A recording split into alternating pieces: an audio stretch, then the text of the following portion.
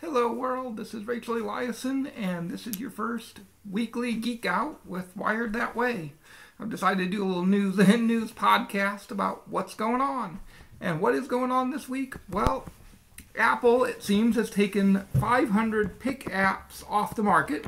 But now wait, because you got to read the fine print. It's one app called 500 picks. It's not 500 picks.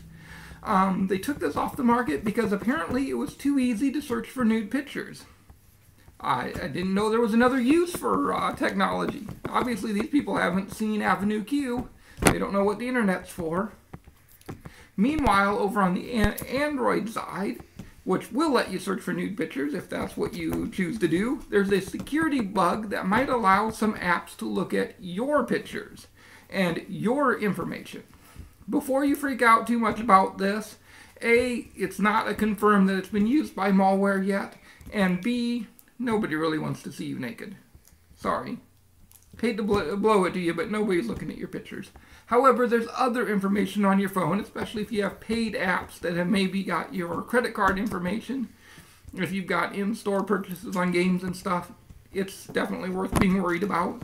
What can you do? The best thing you can do is just download your apps from well-known companies and developers and not go off-market.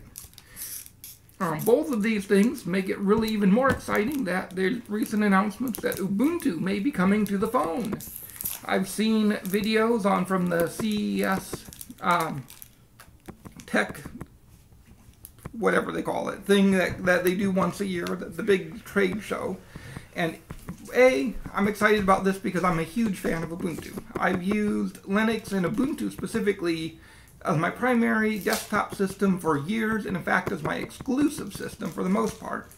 I'm a fan of this because it looks super cool. They've got a really cool user interface on it, but the real reason is there's already device hackers that have figured out you can build a docking station with a keyboard and a bigger monitor, and you can plug your Android smartphone into it and dual boot it as an Ubuntu computer, which means we could be seeing desktop applications coming to the phone finally.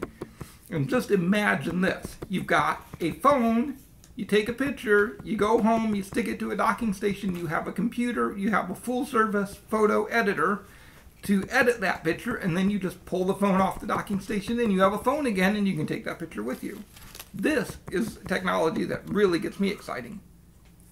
In other news, another person who doesn't want to see you naked anymore, the TSA, they're about to discontinue full body scanners. That's good news, especially for trans people who are traveling. No longer have to be subjected to that.